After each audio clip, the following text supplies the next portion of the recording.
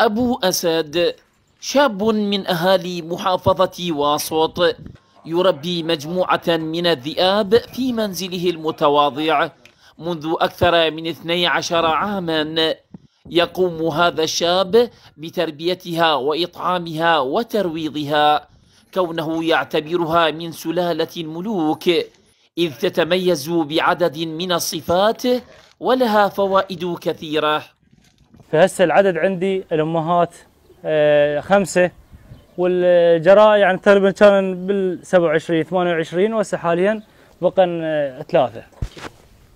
يعني صار يتراوح عندي بال 35 ديب. اكل بريحه او عفن ابد ما يوصل له، بس اذا اكل جديد لا ياكل. فاكو دجاج يختنق بالصناديق ويخابروني يقولوا لي هذا الدجاج موجود، اروح اجيبه لهن بالسياره او اشتري لهن طلي مدخوم او مكسور بسعر مناسب واقطعه واعطيه لهن. سلاله الملك، هذا الحيوان الوحيد هو اللي يقتل الجن، قادر على الجن، يشوف الجن، فالله ميزه بهاي الصفات. يعني هسه الذيب طاهر ولا يتزوج المحارم، لا يتزوج اخته، لا يظل وياها هواي يعني عده السنين. هذا الذيب هاي الصفات اللي عجبتنا به. والشغله الثانيه يداري الوالدين اذا بالبر الام والابو كبروا عمر كبير، فيصيد لهم ويصطاد لهم الحيوانات ويوكلهم لحد ما يموتون، فيداريهم. هذا المواصفات الحلوه اللي بيه.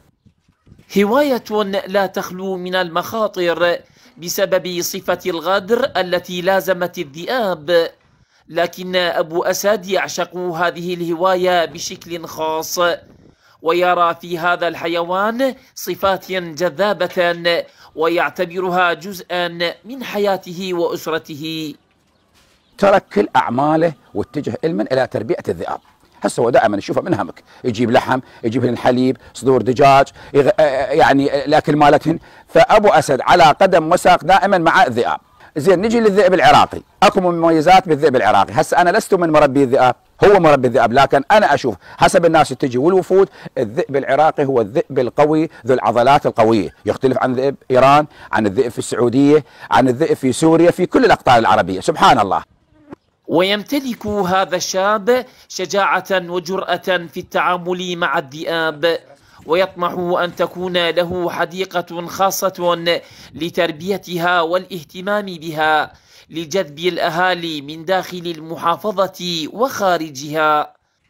لقناة كردستان 24، يونس مهدي، محافظة واسط.